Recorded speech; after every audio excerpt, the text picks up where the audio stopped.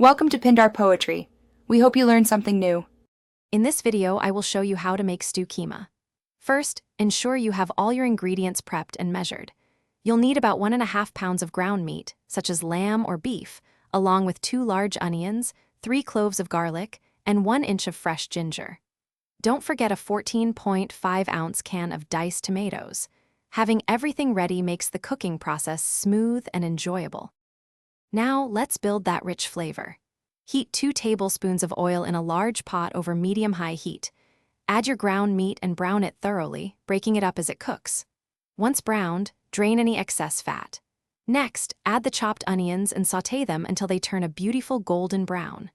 Finally, stir in the minced garlic, grated ginger, and 1 teaspoon of garam masala, cooking for about 1 minute until fragrant. It's time to bring all those wonderful flavors together.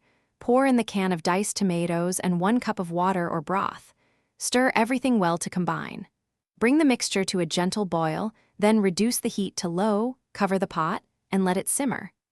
Allow it to cook for 25 to 30 minutes, stirring occasionally until the keema is tender and the sauce has thickened to your liking.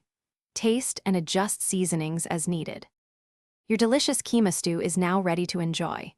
Garnish it with some fresh cilantro and a squeeze of lime juice for a bright finish. Serve it hot alongside fluffy rice, warm naan bread, or even some crusty bread to soak up all that amazing sauce. This hearty dish is perfect for a comforting meal. Also, remember to check the description below for a link to some fantastic leak-proof containers for easy meal prep, plus other great deals you won't want to miss. Thanks for watching. Thanks for watching. Consider subscribing if we helped you.